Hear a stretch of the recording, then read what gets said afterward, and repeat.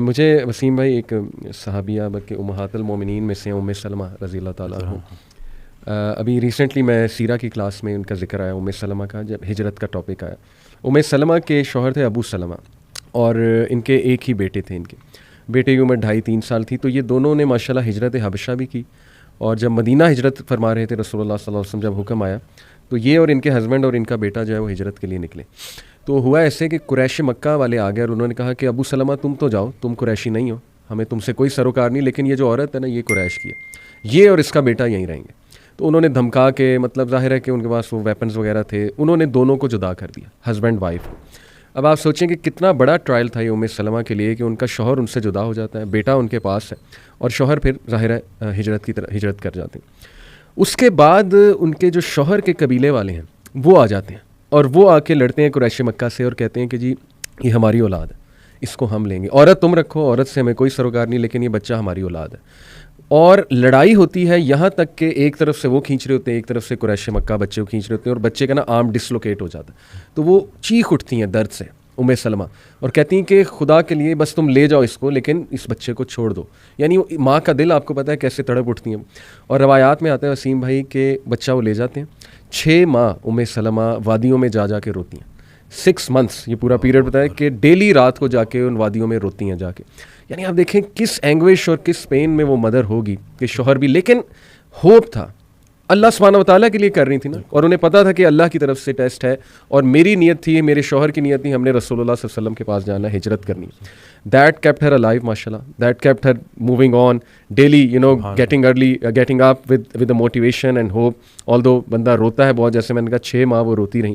پھر ہوا یہ کہ ان کے جو لوگ تھے انہیں ان پہ ترس آیا کہ یہ بہت روتی ہیں، 6 ماہ روتی رہی ظاہر ہے، تو انہوں نے پھر ریکویسٹ کی اور صلح صفائی کرا کے ان کا بچہ ان کو واپس لوٹا دی، اور پھر انہیں اجازت بھی دے دی گئی کہ جی آپ جائیں ہجرت کر کے، اور وہ ہجرت کر کے گئی ہیں۔ اور وسیم بھائی ہمیں یہ پتہ ہے کہ ان کے شوہر کی ڈیتھ پھر ہو جاتی ہے ابو سلمہ کی، اور ان کی دعا بڑی مشہور ہے ام سلمہ کی، جب ان کے شوہر کی ڈیتھ ہوتی ہے تو کہتی ہیں انا للہ و انا الیہ راجعون، اللہم اجرنی فی مصیبتی واخلف لی خیرا منہا، کہ اللہ، ایک تو انا للہ و انا الیہ راجعون کا تو ظاہر ہے میننگ ہمیں پتہ ہے، اور اللہ اس سے بہتر اب چیز مجھے جو عطا کر، یہ جو میرا لاس ہو گیا۔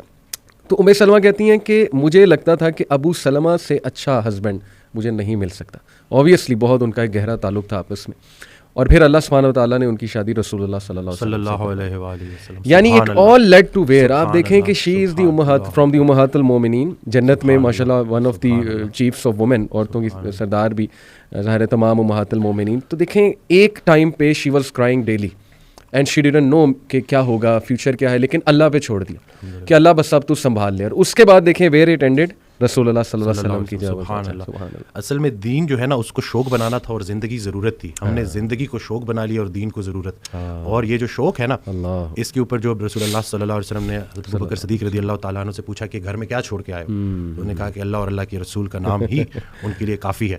وہ ایک شعر ہے نا کہ پروانے کو چراغ ہے بلبل کو پھول بس، صدیق کے لیے ہے خدا کا رسول بس۔ تو ہم اگر یہ دیکھیں نا کہ یہ جو ایثار کا جذبہ ہے، یہ جو قربانی کا جذبہ ہے، حضرت ایک آڈیو میں کہتے ہیں کہ جو یہ دماغ ہے نا یہ دنیا ہے، یہ کچھ حاصل کرنا چاہتا ہے، دل جو ہے نا وہ دین ہے، یہ کچھ دینا چاہتا ہے۔ جب تک آپ کا دل آپ کے دماغ پہ حاوی ہے، جب تک آپ کے اندر ایثار کا جذبہ ہے، دینے کا جذبہ ہے، آپ کے اوپر پریشانیاں حاوی نہیں ہو سکتی۔ ہم جو ہے نا یہ بس اللہ سے مانگتے رہتے ہیں، مطلب یہ نہیں کہ اللہ سے اس لیے پکار رہے ہیں کہ بھئی ہماری دنیاوی یہ جو پرابلمز ہیں، بلکہ حضرت کو ایک جملہ تو اسے تو مجھے مطلب بالکل نا میرے رونگٹے کھڑے کر دیے، اور کہتے ہیں حالات ایسے ہو گئے ہیں کہ آج اگر انسان سے پوچھا جائے کہ اللہ اور پیسے میں سے کسی ایک کو چنو تو انسان پیسے کو چنے گا۔ اس حد تک یہ خطرناک ہو گئی ہے بات کہ یہ پورا کا پورا ایک مطلب نعوذ باللہ ایک معبود بن گیا، یہ جو پیسے کی محبت، بالکل ایسی، بالکل۔ تو یہ باقی جو اللہ والے ہیں وہ ہر طرح کے خوف سے اور ہر طرح کے غم سے گزار کے ہر طرح کے خوف اور غم سے آزاد کر دیا ہے، لیکن وہ پروسیس ہے، اس سے گزرنا ہے۔ ایسا ہو نہیں سکتا کہ اللہ تعالیٰ آپ کو بغیر پروسیس کے گزارے آپ کو کوئی اچھا مقام دے دے۔ کیا بات، یعنی کہ جو اچھے وقت کا انتظار کر رہا ہے اس پہ اچھا وقت ضرور آئے گا۔ اور یہ جو آپ نے بات کی نا وسیم بھائی، یہ تو قرآن کی آیت بھی ہے الحمدللہ، الا ان اولیاء اللہ لا خوف علیہم ولا هم یحزنون، کہ بے شک اللہ کے جو ولی ہیں، اولیاء ہیں، ان پہ نہ کوئی خوف ہے نہ کوئی غم ہے۔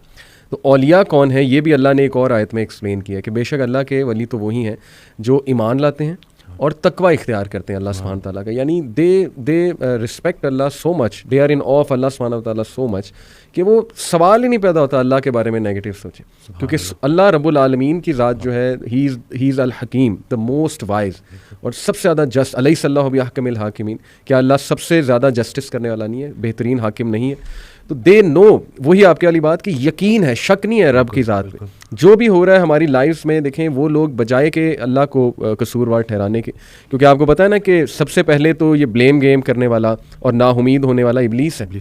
اس نے اللہ کو رائٹ دین کہہ دیا تھا کہ چونکہ آپ نے مجھے گمراہ کیا اس لیے میں اب ان کو نہیں چھوڑوں گا. تو وہ بٹر بن گیا, ریونجفل بن گیا, وینجفل بن گیا, اور اس کا حسد بڑھتا جا رہا ہے, اس کی نفرت بڑھتی جا رہی ہے. تو اللہ نے اس کی ایگزامپل کوٹ کی کہ چونکہ وہ اپنے رب کی رحمت سے ہی مایوس ہو گیا, تو that's why he is called ابلیس, کیونکہ وہ بالکل ہی نا امید ہے. تو یہ بات آ جا کے وسیم بھائی پھر یقین کی ہی ہے کہ اللہ سبحانہ و تعالیٰ جو ہے نا وہ میرا برا نہیں چاہ سکتا. میں آپ کو بس ایک چھوٹے سی بات اپنی پرسنل بتا کے پھر آپ کی طرف آتا ہوں. ابھی پچھلے چند ماہ پہلے کی بات ہے, ویسے ہی کبھی کبھی آپ کو پتہ ہے بندہ ڈاؤن ہو جاتا ہے. تو میری وائف کے بارے میں تھوڑا پریشان تھا کسی وجہ سے, تو میں کافی پریشان نظر آ رہا تھا. تو انہوں نے مجھ سے ایک بات کی, انہوں نے کہا کہ آپ بہت پریشان لگ رہے ہیں. میں نے کہا جی بس آپ کی وجہ سے ظاہر ہے کچھ ہیلتھ ایشوز وغیرہ جو بھی ہے, آپ کو پتہ ہے چلتے رہتی ہیں یہ چیزیں, تو میں تھوڑا پریشان ہو گیا. تو انہوں نے ایک بات کی, اتنا اسٹرانگ جملہ وسیم بھائی کہ میرے رونگٹے کھڑے ہو گئے ان کا یہ جملہ سن کے. شی سیڈ کہ دیکھیں آپ اس لیے پریشان ہیں نا بیکاز یو لو می, آپ مجھ سے پیار کرتے ہیں. تو شی سیڈ کہ آپ سے زیادہ پیار مجھ سے اللہ کرتا ہے. سبحان اللہ. تو یہ بات ہمیشہ یاد رکھیں کہ اگر یہ کچھ آیا ہے اللہ کی طرف سے نا, تو یہ اس میں خیر ہی ہے اللہ کی طرف سے. تو اس سینٹینس نے مجھے اتنی تقویت دی وسیم بھائی کہ واقعی دیکھیں ہم اپنے چاہنے والوں سے کتنا پیار کر سکتے ہیں ایک حد تک, اللہ انفائنائٹ ٹائمز ہم سے زیادہ جو ہے نا اپنی مخلوق سے پیار. تو کیسے اللہ ایک بندے کو ڈسٹرائے کر سکتا ہے, کیسے اللہ سبحانہ تعالیٰ ایک بندے کو سفر ہوتے دیکھ سکتا ہے؟ پاسبل ہی نہیں. بے شک میں اکثر یہ بات کرتا ہوں کہ اخلاقیات میں الہیات کو شامل کرنا ہے. ابھی اخلاق میں تو ہر کوئی ایک دوسرے کے ساتھ اچھا ہوتا ہے انسانی سطح پہ, لیکن جب آپ اللہ کو بیچ میں لے آتے ہو تو آپ کے سارے مسئلے ٹھیک ہو جاتے ہیں. تو یہی ہے کہ یہ بھی اللہ کا بڑا کرم ہے کہ ہم سفر ہم خیال ہو جائے. تو یہ جو ہے کہتے ہیں نا ہم سفر ہم خیال ہو جائے تو منزل آسان ہو جاتی ہے. مجھے اکثر جو ہے کالز آتی ہیں, میں کال کنسلٹیشن لیتا ہوں. اس دن ایک لڑکی کی کال آئی, وہ 2.5 سال سے اپنے والد سے بات نہیں کر رہا اور ایک ہی گھر میں رہتے ہیں. تو میں نے اس کو کہا کہ تمہاری دعاؤں کا سارا ذخیرہ تمہارے والد کے پاس ہے. اور پھر وہ ایک آڈیو میں سن رہا تھا تو اس میں جو کہتے ہیں کہ نیک انسان کو دیکھنا بھی نیکی ہے. تو میں سوچ میں پڑ گیا اور پھر ایک دم سے نا مجھے میرا وہ ڈاٹس کنیکٹ سارے نا خیال میرا بنتا گیا کہ لیٹس سے اگر گھر میں بوڑھے ماں باپ ہیں اور آپ ان کے پاس جاتے ہیں اور ان کو مسکرا کے دیکھتے ہیں تو حج مقبول کا ثواب ہے. کہ کیا مطلب ویزا لگے گا نہیں لگے گا, جاؤ گے نہیں جاؤ گے, لیکن صرف مسکرا کے دیکھنے سے. تو بس یہی ہے نا کہ شیطان اصل میں یہ رشتوں کو خراب کرتا ہے. یہ انسان کو آپس میں فساد میں ڈالتا ہے. اکثر مرد کال کرتے ہیں تو بیوی کی برائی کر رہے ہوتے ہیں, بیویاں کال کرتی ہیں تو شوہر کی برائی کر رہے ہوتے ہیں. میں تو ان کو آخر میں جب وہ 15 منٹ پوری 20 منٹ جب کھل کے برائی کر لیتے ہیں اور جب وہ چپ ہو جاتے ہیں تو میں ان کو یہی کہتا ہوں کہ خامی سے نفرت کرنی ہے, خام سے نفرت نہیں کرنی. اور پھر ان کو اکثر میں یہ واقعہ بھی سناتا ہوں کہ ایک یہ حضرت واصف علی واصف رحمۃ اللہ کے پاس ایک نشئی آیا. تو انہوں نے اس کو ساتھ بٹھایا. کچھ عرصے بعد نا اس نشئی کا بھائی آیا اور اس نے کہا کہ اس نے نشہ چھوڑ دیا, آپ نے کیا نصیحت کی تھی؟ تو کہتے ہیں میں نے کوئی نصیحت نہیں کی تھی, میں نے صرف محبت کی تھی. سبحان اللہ. تو یہ جو زمینی سفر ہے نا, اس میں اگر کوئی ایک چیز آسمانی ہے تو وہ محبت ہے. صحیح بات. اور اللہ کی رسول پاک صلی اللہ علیہ وسلم سے جو محبت ہے وہی اگر آپ کو عطا ہو جائے اور آپ اس ریفرنس سے دیکھو اور اس محبت کے ذریعے چلو, تو میں کہتا ہوں کہ کوئی ایسا مسئلہ نہیں ہے جو حل نہ ہو سکے. ہم صرف یہ جو اپنی ذاتی نفرت ایک ایسا زہر ہے جو عمل دوسرے کا ہوتا ہے, زہر آپ کے اپنے جسم میں پھیلتا ہے اور پھر بڑھتا ہے اور پھر اس حد تک بڑھ جاتا ہے کہ وہ آپ کو اتنا زہر آلود کر دیتا ہے, اتنا بوجھل کر دیتا ہے کہ صرف چند لوگوں کا چہرہ آپ کے آنکھوں کے سامنے ہے تو آپ کا موڈ خراب ہو جاتا ہے. تو اگر آپ نے دل میں کوئی بندے ایسے رکھے ہوئے ہیں نا, تو ابھی اگر آپ دیکھ رہے ہیں تو ان کو فوری معاف کریں. صحیح بات. کیونکہ ہم نے بھی اللہ سے جا کے معافی مانگنی ہے, تو جا کے ان کو معاف کریں. اور نادان ہے یہ لوگ نادان ہیں. قرآن میں اللہ کہتا ہے کہ انسان نادان ہے. تو آپ کی دانائی اگر آپ کو نادانوں کے ساتھ گزارا کرنا نہیں سکھا رہی تو آپ کی دانائی کس کام کی. میں اکثر ریپیٹ کرتا ہوں کہ آپ بڑا بنیں اور معاف کریں. یہ چھوٹی سی زندگی ہے. اور کہتے ہیں نا کہ کشتی میں اگر سوراخ ہو جائے اور کشتی ڈوبنے لگے تو کشتی میں تمام سوار لوگوں کو اللہ یاد آ جاتا ہے. تو کشتی گزر رہی ہے, زندگی چلی جا رہی ہے اور گزرتی جا رہی ہے. ہم سے جب کوئی ہماری عمر پوچھتا ہے تو ہم وہ بتاتے ہیں جو گزار چکے. حقیقت میں عمر وہ ہے جو رہ گئی ہے. تو جتنی رہ گئی ہے بس خیر سے گزاریں اور آپس میں صلح کریں. اور بس یہی ہے کہ چھوٹی سی زندگی ہے اور گزارا کرنا ہے اور صبر کرنا ہے.